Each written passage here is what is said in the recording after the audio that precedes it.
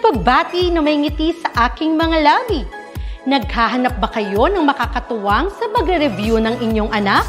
Meron yan sa DepEd.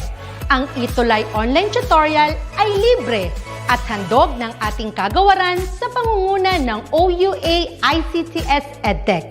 Ito ay isang proyektong makatutulong sa mga mag-aaral, katuwang ang mga magulang o kasama sa kani-kanilang tahanan para masagutan at maunawaan ang mga modules. Hangad din ng programang ETUlay ang matulungan ang ating mga guro sa kanilang mga blended learning classes. Ang ating ETUlay ay mula kinder hanggang senior high school. Bukod sa academics, meron din tayong mga special programs gaya ng All is Wellness, Reading and Math Remediation, Storytelling, Mommy Tech Talks, Classes sa Gramatika, Speech Class, Financial Literacy, at marami pang iba. Pinalawig din ng ETUlay ang ating Alive program para sa mga mag-aaral mula grade 1 hanggang grade 3. Gayon din ay mayroon tayong ALS program at SPED tutorials na makasisigurong makakamit ng lahat ang inclusive education. May SPED hotline na rin para sa inyong mga katanungan patungkol sa special education. Kaya, subaybayan mula Lunes hanggang Biyernes, mula 9:00 ng umaga hanggang 7:00 ng gabi ang ating ETUlay. Sa ating pagtutulungan, maiaangat natin ang bawat isa. Ating itutulay ang pagkatuto upang di mapigil ang pag-aaral ng kabataang Pilipino. Itulay natin ito, sulong edukalidad.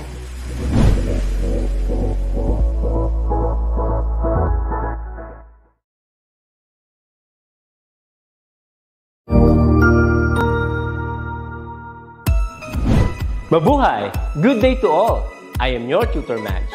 Welcome to ETUlay, a free online tutorial, an initiative of the Department of Education, Information and Communications Technology Service, Educational Technology Unit, ICTS EdTech.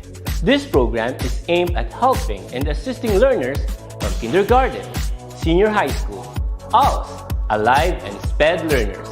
Aside from answering the modules, the ETUlay is offering programs which you will surely look forward to. Together with our parents and teachers, the ETUlay will bridge the gaps where difficulty and ease meet in learning new knowledge and skills. So, let us prepare our modules, pen and paper. Ready your mind to see and hear worthwhile and interesting lessons. Let us now study and learn, together with our volunteer online tutors. Tara na!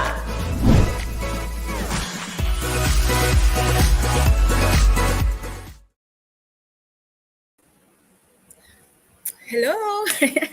Good day everyone and welcome to another episode of DepEd ETUlay online tutorial. Once again, I'm Tutor Bandong. Namiss ko ang ating mga learners, ating mga teachers at parents no, na laging nakatutok sa atin ng live dito sa ating official DepEd ETUlay FB page at official YouTube channel ng DepEd ETUlay. Yan, medyo namiss ko talaga ng matagal ang ating mga learners, no?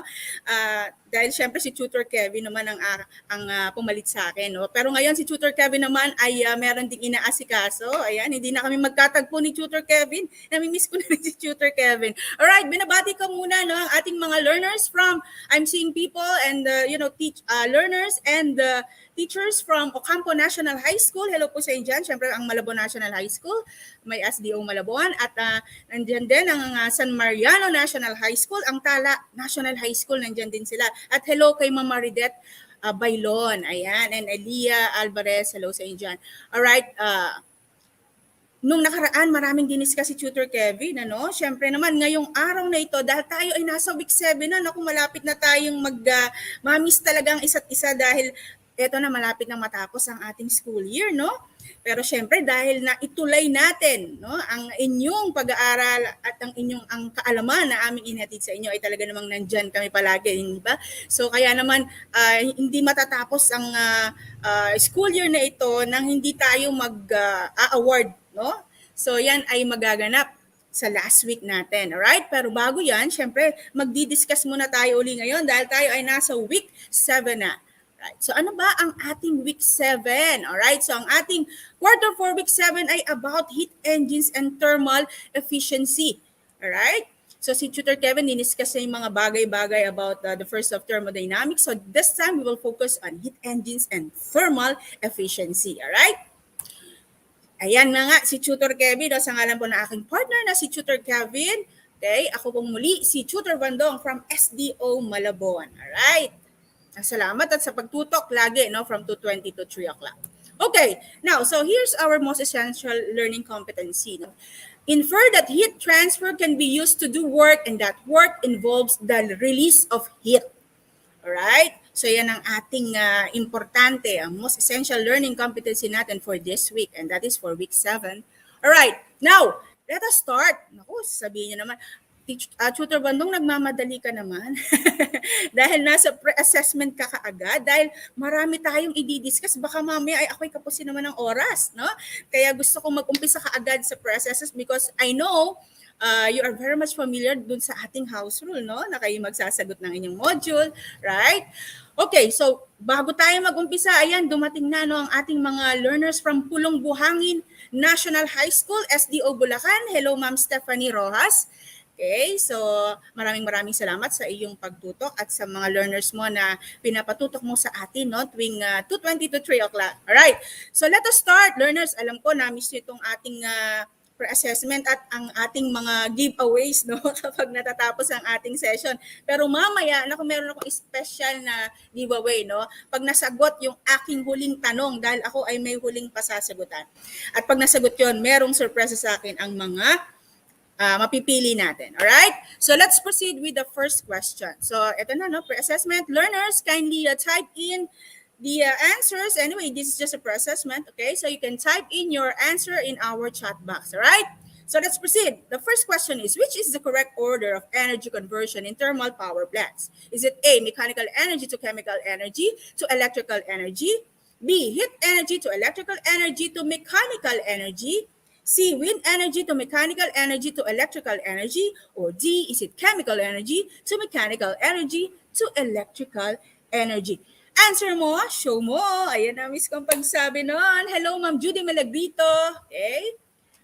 From San Mariano National High School. Alright, so kindly type in your answer to the first question. Siyempre, namimili tayo ng mga aktibo nating mga learners tuwing tayo ay may session. Kaya I want you to answer this first question. Right? So medyo mabagal lang dahil medyo delay yung nakikita ko sa screen. Pero I know you are answering the question. Alright. So what is, alright, sabi ni Alicia, sa ang bilis na Alicia, sabi niya letter A daw. Okay? So let's proceed with the answer to this question. Alright, so definitely it's letter D, from chemical energy to mechanical down to electrical energy. Right? Next, let's proceed with question number 2 this time. The generation of geothermal energy works much like a blank in which water is heated into vapor, which expands to induce mechanical motion in turbines. I know you are very much familiar with this. Letter A, steam engine. B, coal engine. C, oil engine. Or letter D, alcohol engine. Answer mo, show mo. Alright, so tingnan natin ang ating mga learners. I think these are the answers last time. Alright, so tingnan natin ang sagot. Ayan, ang bibilis nila. Letter A daw. Okay, so is it the correct answer according to Antoinette, according to Kyla? Okay, letter A daw. So let us check if this is really letter A. According to Aldrich, it's letter A. Alright, it's a steam engine. Okay, sabi ko na, you are very much familiar. Let's proceed with question number 3.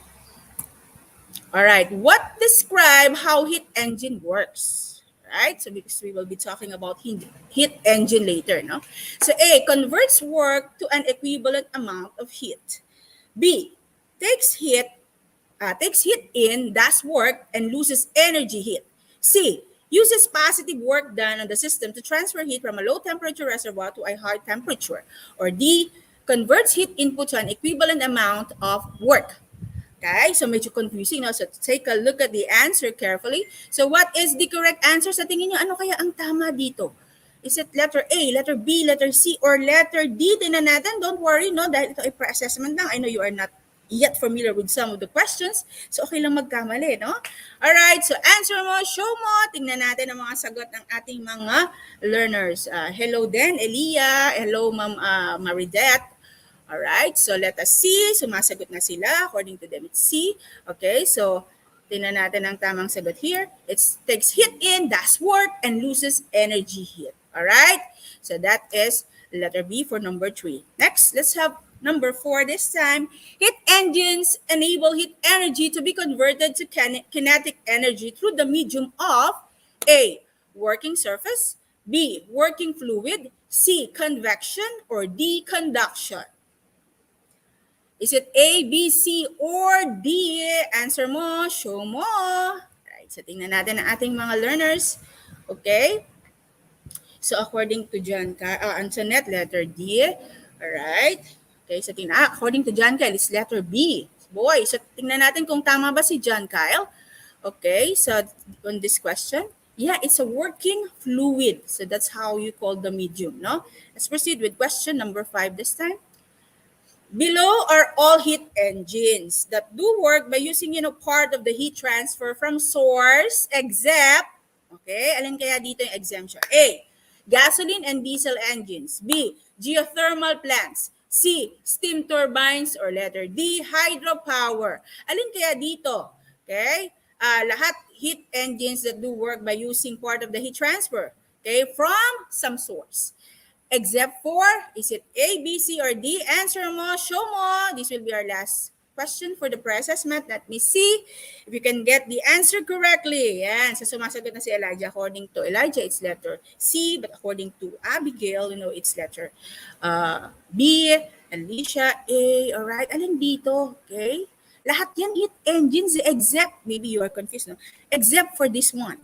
And that is obviously, okay, letter the hydropower, right? So all are, heat engines, okay, that transfer heat. All right, next let's proceed with our topic.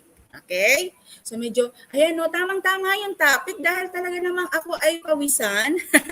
So bagay na bagay yata yung topic natin for this week, Okay, so what can you see on your screen actually has something to do with the topic that we will be discussing today, no? So you will notice there, okay, sa inyong screen na may paglulutong nagaganap, may cooking show. So nagluluto. Usually kasi when we talk about heat, okay, ang unang papasok sa atin na pag pinag-usapan ng heat, may apoy, right?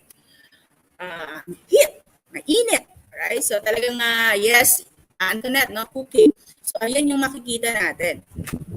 And hindi lang yan, no, kapag sinabi natin heat, involved in the dahil yung mga sports na we are doing, no, basketball or kung anumang sports na meron tayo, di ba meron tayo, alam natin na meron ding heat involved. Okay? So, ano ba yung tinutukoy natin na yan? So, ano ba yung tinutukoy mo? Pero bago yan, babatiin lang muna natin. Hello, Elijah. Okay? Hello, Janelle. Wow, ang sipag ng ating mga taga-Ocampo National, no? Thank you so much, Ma'am Maridad Bailon, for sa iyong support. At syempre pa nandiyan ang aking mga estudyante from Malabo National High School. Talagang very supportive silang lahat. Okay? So, ano nga ba ito? Alright. So, ayan yung sinasabi natin, no? Pinag-uusapan natin yung heat, diba? Kasi usually, pag heat, ang papasok sa'yo ay cold, hotness. Pero, di ba, pagka talagang heat, usually, alam mo na, mainit, heat. Okay? So, heat transfer. So, ano ba yung heat transfer na tinutukoy natin? Okay? So, transfer of energy from a high temperature object to a low temperature object. Okay? So, in this case, meron kayong nakikitang nagluluto, no? So, ibig sabihin, meron tayong heat. Okay? May apoy na binigay doon sa pot. Okay? So, yung object natin, yung pot, nilagyan ng apoy para may heat, and yung nasa loob nun, kung ano man yung niluluto dyan ng mga ate, nanay, at chef natin dyan na nakikita niyo sa picture, okay? So, syempre, paiinit yun. Okay? So, yung heat coming from the stove na transfer sa pot at na-transfer dun sa nasa loob ng pot. Okay? So, that is what we call heat transfer, or transfer of energy from a high temperature object to a low temperature object. Right? Now, this one. Okay, so ayan. Kung mapapansin nyo, no, ito naman ay nagbo-boil tayo ng water. Okay? So as I was saying a while ago, transfer of energy from hot objects to cool objects stops when the two attain the same temperature. Anong ibig sabihin nun? Okay. So syempre pa, okay, so pag nag-init tayo ng tubig, no, nag-apoy tayo. So napunta dyan. So lagyan na natin, no, so sa beaker. Okay, so yun yung nakikita niyong picture eh. Then may water. Okay, so inapoy yan. So yung heat na transfer dun sa beaker and then eventually dun sa water. So now, sabi dyan, yung transfer of energy from hot objects to cool objects stops. I-stop lang yon kapag na-attain na nila, okay, yung dalawang object na yan, na tinutukay natin na hot and cool, na-attain na nila yung same temperature. Okay, and that is what is called thermal equilibrium. Okay, so na-achieve na nila ang thermal equilibrium kapag na-attain nila yung same temperature, no? Upon the heat transfer. Alright, so meron dito. Alright, so si Rebecca nag-a-advance, ha? Si Rebecca, one of my students, no? Sabi niya, meron daw pong convection, conduction. Alright, so i-discuss natin yan, Rebecca. Don't worry about that. Alright? So ayan nga. So, yung focus natin on this, so ulitin lang natin, when the two attain the same temperature, that is what we call thermal equilibrium. Okay? Now, let's proceed. Yes, John Kyle. Tama nga. Okay, so hello, Micaela from Tala High School and of course, Ma'am Letty Valeriano from Tala High School who's been very supportive of our ETUlay since the first quarter. Right, hello Ma'am, and Ma'am Eleanor Aquino also has been very supportive also of our ETUlay. Okay, so let's proceed. Dahil si Rebecca na nag-advance reading ay nagbabanggit ng heat transfer method, ayan, makikita na natin sa screen ngayon, alright? Okay, yung heat transfer methods na tinatawag, binanggit ni Rebecca a while ago, no? So we have there, okay, so you are seeing on your screen the term convection. You also have conduction, okay, and you also have radiation, right? So ano ba itong mga heat transfer methods na ito? Let us try to analyze that one by one. Yes, Christelle, thank you so much for listening. Okay? So ano ba yan? So let us start with, of course, the first one, which is conduction. Ano ba yung conduction na yan? Okay, so pag sinabing conduction, yan ay process of heat transfer in solids due to direct contact between two objects with different temperatures. Okay, so let's say, for example, nag-place ako ng rod sa fire. Alright, so that is what we call conduction. Okay, so process of heat transfer in solids. So I have a rod. Okay, so directly, inagay ko yun sa apoy. Okay? So, ayan ang example. Nilagay ko diretso sa apoy, no? Yung rod. Okay? So, that is what we call conduction. That's an example, no? Process of heat transfer in solids due to direct contact between two objects with different temperature. Right? Next one. Ano naman yung tinatawag nating convection? What about convection? Okay, so talaga namang hot na hot. Sobrang pawisan, no? Pawisan si Tutor Bano. Alright, so convection, the transfer of heat from one location to the other by the movement of fluids. Ito naman yung tinatawag nating convection. Transfer of heat from one location to the other by the movement of fluids. And an example of this convection ay yung pag-boil natin ng water. Okay, so that's an example of convection, boiling of water, right? Next one, let us have this radiation. What about this radiation? Ano naman po yan, ma'am, yung radiation? Alright, so this radiation is the transfer of heat by electromagnetic wave. Ano naman sa tingin nyo example nito? Okay, so ayan ako, medyo may sasakyan sa likod. Alright, so transfer of heat by electromagnetic wave is an example of, wow, they are, okay, thank you so much, John Kyle. John Kyle is giving his opinion about convection. Thank you so much, John Kyle. Okay, so multi-phase fluid flow that occurs spontaneously due to the combined effects. All right, thank you so much, John Kyle. Kaya medyo mahaba yan, no? Kaya ginagawa natin dito sa ETUlay, pinapagaang natin yung medyo maaabot ng inyong mga isip. Ayan, so kaya ganyan tayo magbigay ng description. All right. So, Thank you so much, John Kyle, for that definition. All right, let's proceed now with radiation. As I was saying, was an example of this. It's a transfer of heat by electromagnetic wave. An example of this is, yung microwave. Okay, that's an example of radiation, no? Yung microwave natin. All right, let's proceed now with this one. Okay. If the energy used, so I will allow me to read. If the energy used to perform work was thermal or heat energy, then ang tawag doon ay heat engine. Okay? So energy used to perform work was thermal or heat energy, then ang tawag natin ngayon doon ay heat engine. So, yan, no? So meron akong example dyan. No? Pero syempre, ano lang yan, example ng heat engine natin.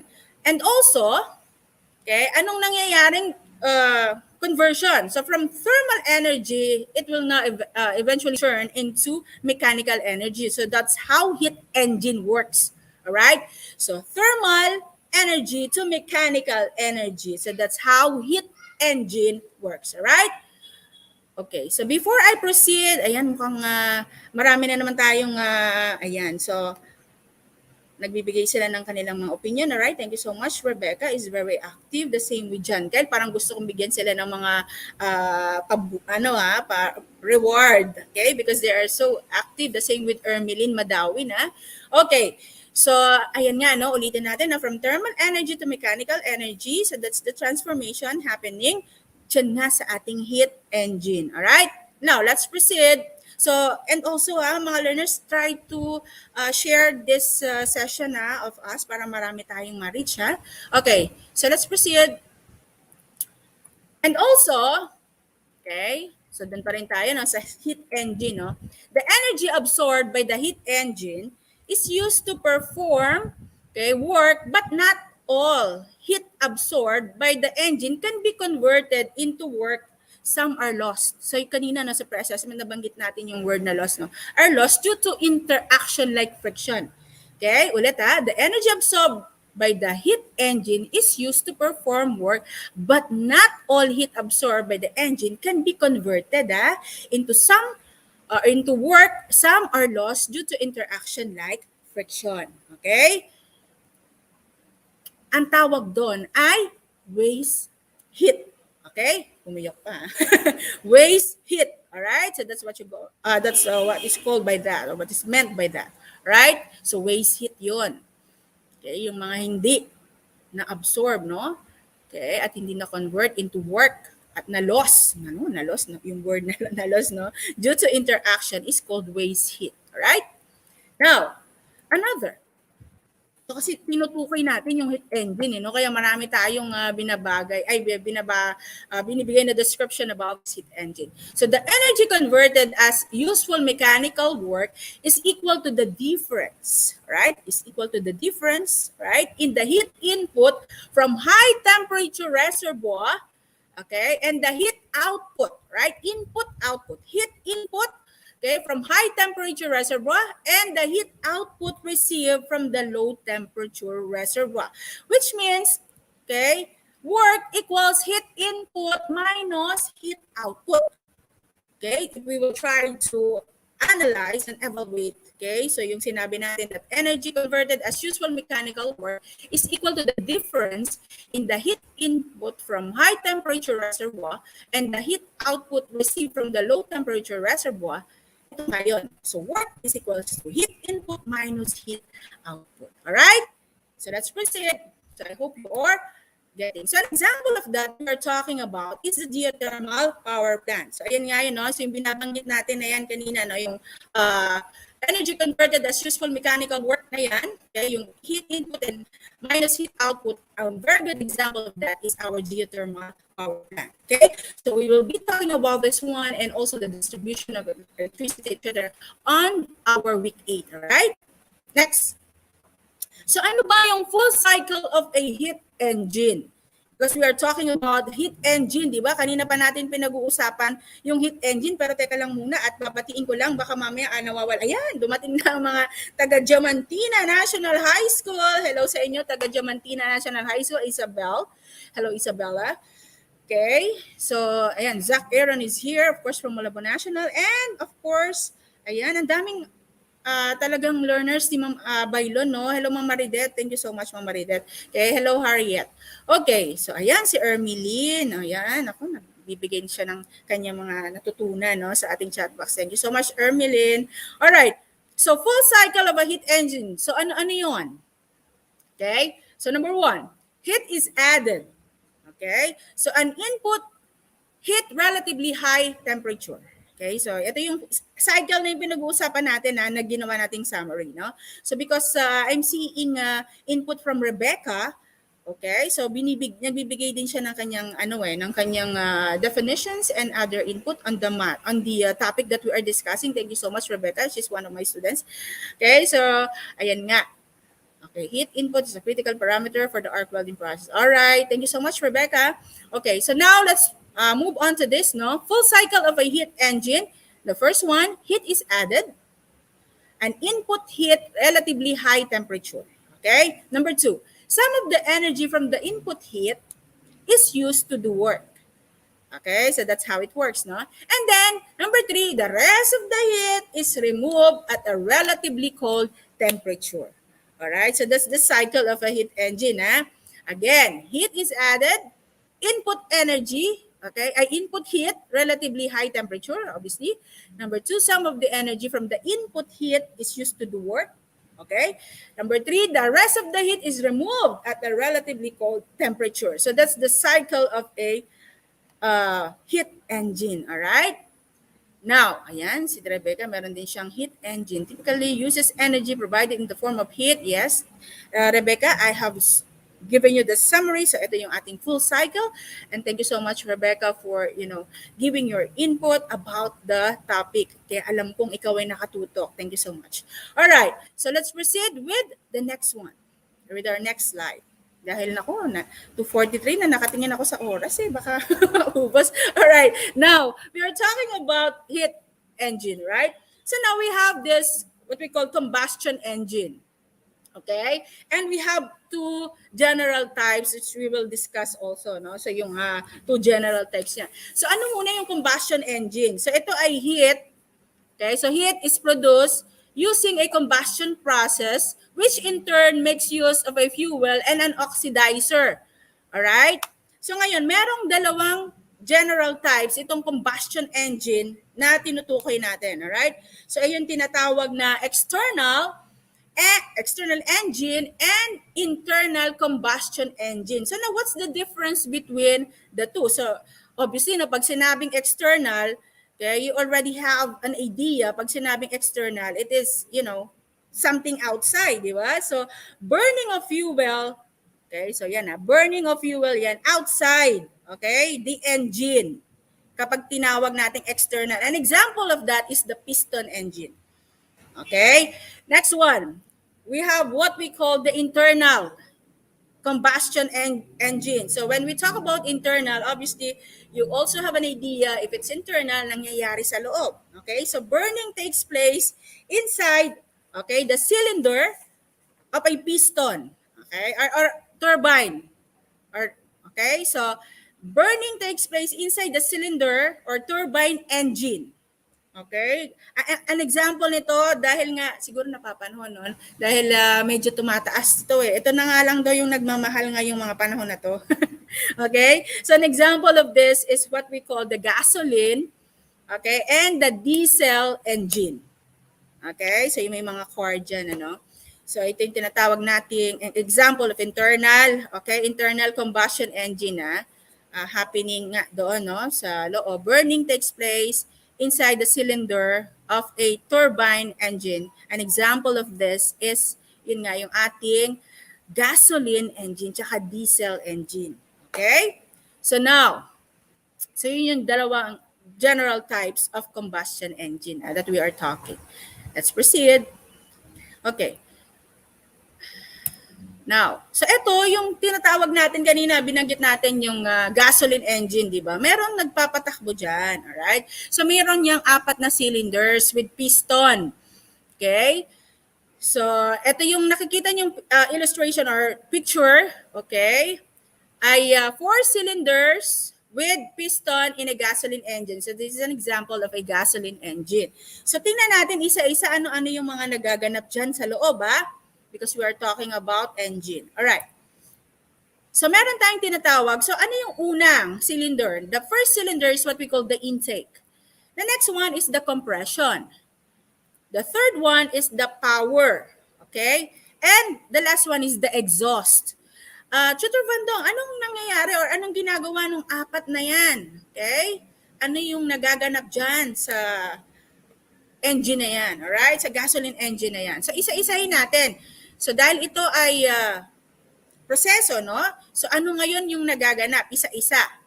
Let's proceed with the first one. So, sa intake natin, sa intake daw, ang nangyayari dyan, allowing cylinder to receive. Okay, so yung cylinder na yan, ina-allow niya to receive the fuel-air mixture as the piston moves downward. Okay, so allowing cylinder to receive fuel-air mixture as the piston moves downward. The next one is what we called, sa inyong intake, no? Compression. Ano naman yung ginagawa dyan kapag nandyan na sa compression? Sa compression naman, yung piston moves up, compressing the fuel-air mixture. Kaya nga compression na is compressing the fuel-air mixture. Okay? Next one. Ayan. Okay? So that next one is what we call the power. So kaya nga power is because yung spark plug at the top causes the mixture to ignite. Okay? Meron ng ignition or may combusting ng magaganap. Okay? And then, lastly, so you have intake, compression, you have power, and last, the exhaust. Okay, push out open exhaust valve through an upward motion of the piston. Okay, so ganyan naman ang nagaganap dyan sa exhaust part. Okay, ng gasoline engine na yan. Alright, so once again, it's intake, compression, power, and exhaust.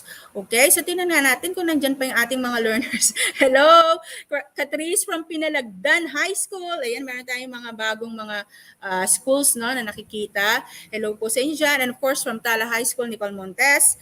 Okay, so let's proceed. Dahil marami pa tayong i-discuss, no?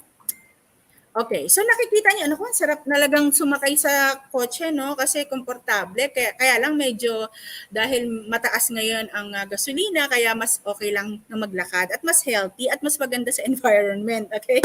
Masarap lang yung pakiramdam dahil komportable pero mas healthy ang maglakad, lalo na kung kaya naman, no? At magbike, alright?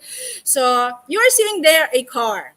A car moves due to the thermal energy, okay, produced from the combustion of fuel-air mixture, transformed into mechanical energy. So the thermal energy not converted to useful work is called waste heat. So meron pa rin mga hindi nako-convert, okay? So ngayon, kanina, di ba, pinag-usapan natin yung gasoline engine. So yan yung nagpapatakbo, di ba? And also, it depends. So gasoline or diesel engine yan. So still, okay, yung car is moving, that is because of the thermal energy produced from the combustion of fuel-air mixture. Okay? Na-transform into mechanical energy. Alright? So now, ibig sabihin yan, the engines of a car are only 30% efficient. Ibig sabihin, no?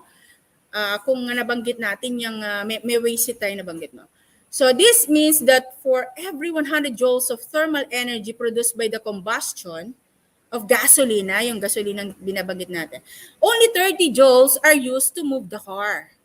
Okay? So hindi talaga 100%, no? 30% lang ang efficiency. And later, you will know how to solve, okay, problem using this one, no? Efficiency.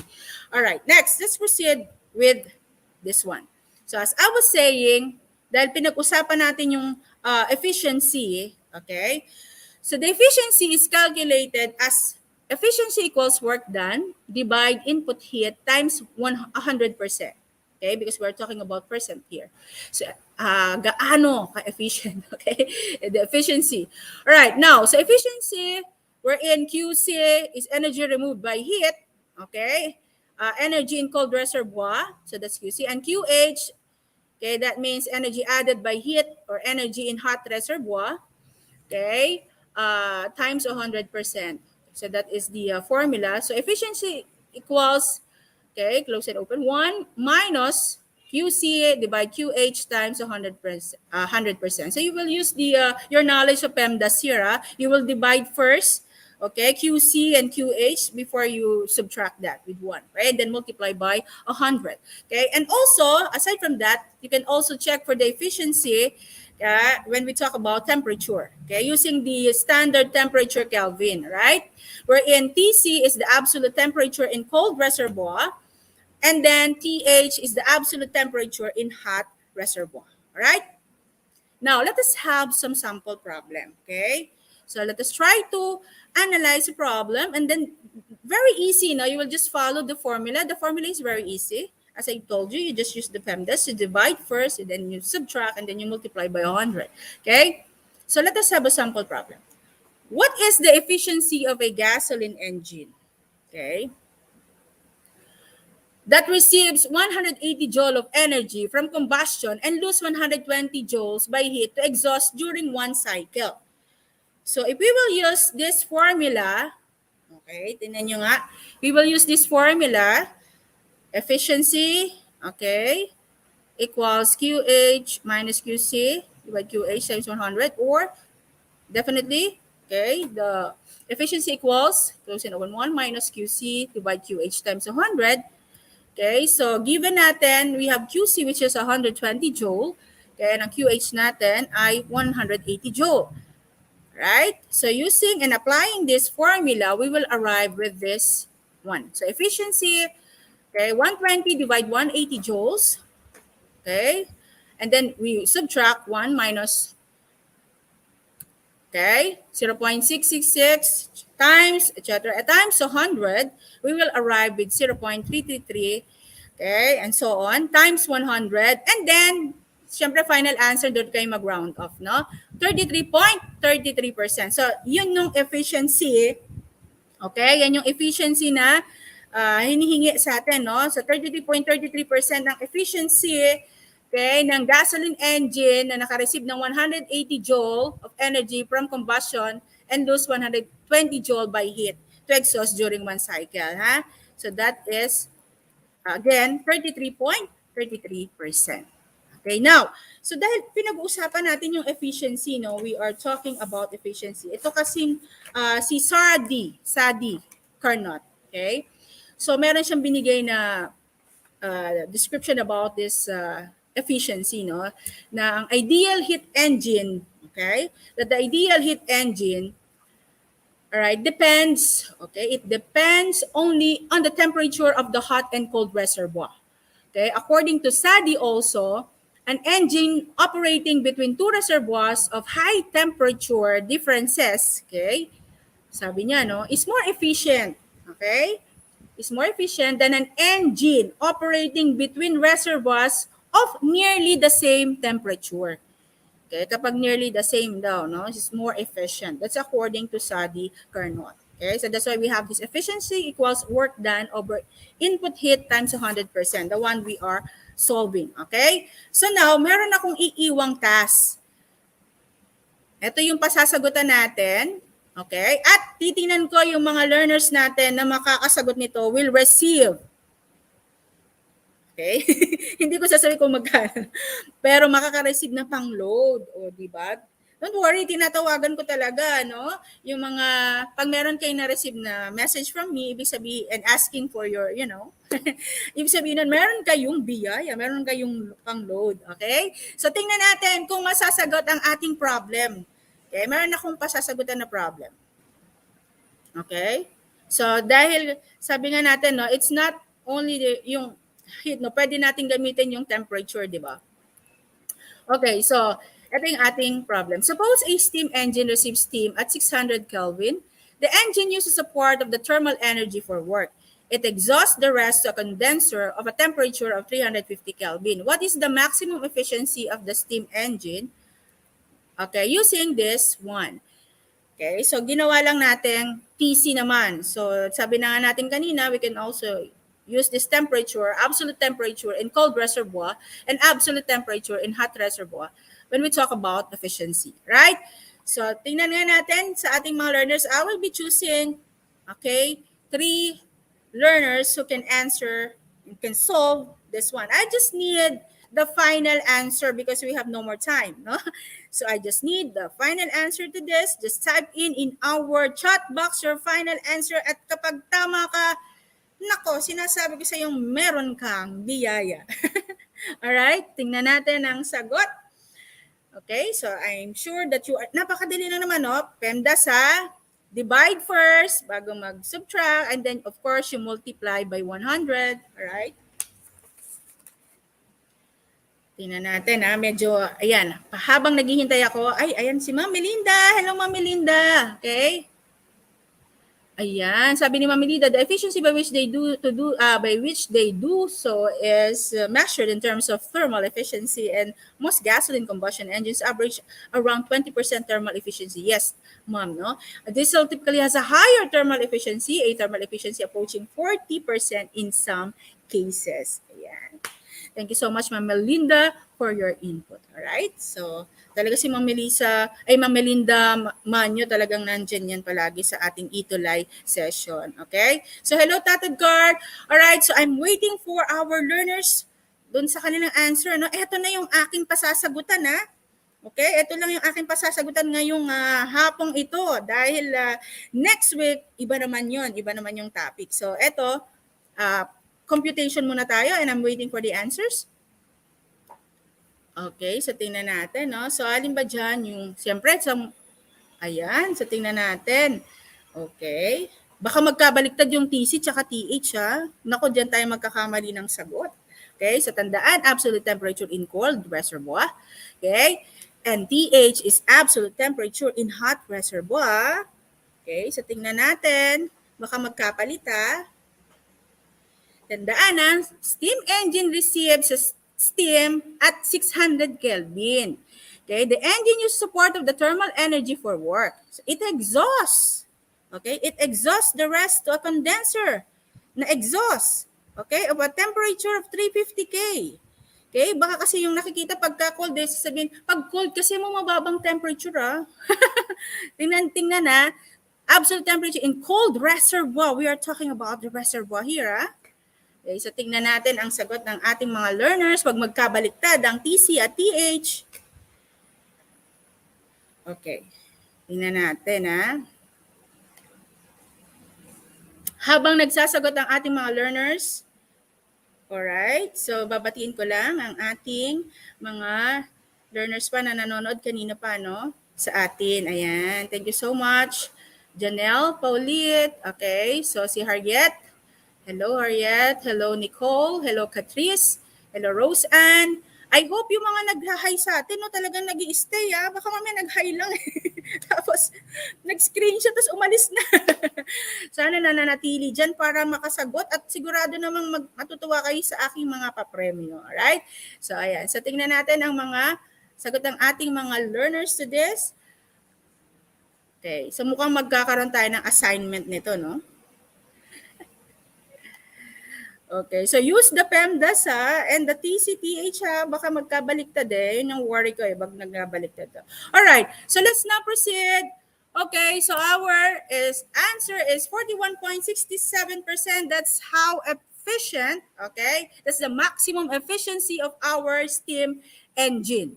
Alright, so now, magpapa-assignment tayo, no? Pero yung assignment na yan, hindi pala assignment. Magpapa-games tayo next week dahil yun I think that's the last week for us, no? Week 8 na kasi tayo next week. So, meron kami na ni Tutor Kevin dalawa ang bahalang sa inyo. Magpalaro, no? Meron kaming mga kasurpresa dahil yun ang ating last, okay, na pagsasama para sa ating DepEd ETUlay. So, tingnan natin, no? Kung I hope na lahat kayo nandito, no? Next meeting. So that is our final answer, 41.67%. It's because it's 3:01 na pala, no? So pupunta na ako muna sa ating words to ponder, right? So when it comes to efficiency and effectiveness, I would always start with effectiveness. I am interested in achieving a certain outcome. Only secondarily, I worry about achieving it as efficiently as possible. All right? So ibig sabihin talaga, no? Kapag ka pinag-uusapan daw ang efficiency, lagi lamang nakakadugtong niyan yung effectiveness eh.